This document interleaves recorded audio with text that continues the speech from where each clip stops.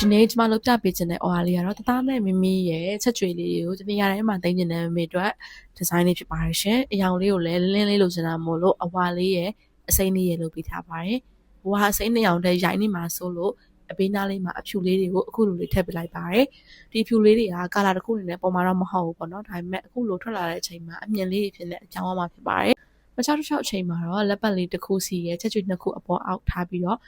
ထောက်ကလေးတွေမှာကျတော့ပို့ပြီးတော့မြင်သာထင်သာရှိပြီးတော့ထဲတဲ့ဘက်ကိုသွားတဲ့ရွှေရောင်ဘလင်းဘလင်းလေးကိုလေးဘက်လုံးမှာထပ်ပြလိုက်ပါတယ်ပြင်တော့ထုံးစံတိုင်းသားရဲ့နာမည်သမီးလေးရဲ့နာမည်သားရဲ့ပုံတစ်ပုံသမီးလေးရဲ့ပုံတစ်ပုံကိုခက်ရှင်းရှင်းလေးပဲထပ်ပြလိုက်ပါတယ်မွေးတဲ့ဒိတ်တွေကြတော့လက်ပတ်လေးရဲ့အပေါ်ချက်ကျွေးလေးရဲ့ဘေးမှာထပ်ပေးထားပါတယ်ရှင်ရိုးရိုးရှင်းတဲ့ထဲဝါရတဲ့ဒီဇိုင်းပဲကြိုက်တဲ့မေတွေလုံးဝရိုးရိုးရှင်းဖြစ်ပြီးတော့ထဲဝါရတဲ့ဒီဇိုင်းလေးကိုတွေးပြီးတော့တေချာလုပ်ပေးထားတဲ့ဒီဇိုင်းလေးဖြစ်ပါတယ်အပေါ်မှာဒိတ်တစ်ခုစီထပ်ထားပြီးမှလည်းအောက်မှာအချိန်တိုင်းကိုကျတော့အလင်းမ logo တစ်ခုစီပဲသုံးပြီးတော့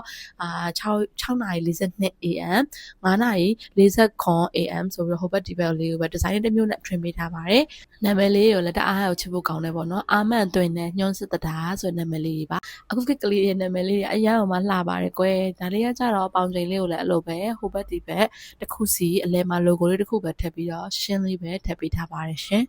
နည်းနည်းလေးရှင်းတဲ့ပုံပေါ် DC ပန်အဝါလေးတွေကိုအဘေးနားလေးရဲ့အောက်နားလေးရဲ့မှာခုနှစ်ပွက်ကိုထပ်ပေးလိုက်ပါတယ်ပြီးရင်တော့နောက်ဆုံးအနေနဲ့ reason လေးအုပ်ပေးလိုက်ပါတယ်အခုလိုမိုးခွာရတဲ့အချိန်လေးမှာတော့အရင်ကမှလှပတယ်ဒီတသားနဲ့မမီနှစ်ယောက်အတွက်ချက်ကျွေး stand design လေးရပါပြီရှင်ဒါလေးကချိတ်တန်းနေနဲ့အခုလိုချိတ်ရမယ် design လေးဖြစ်ပါတယ်ရှင်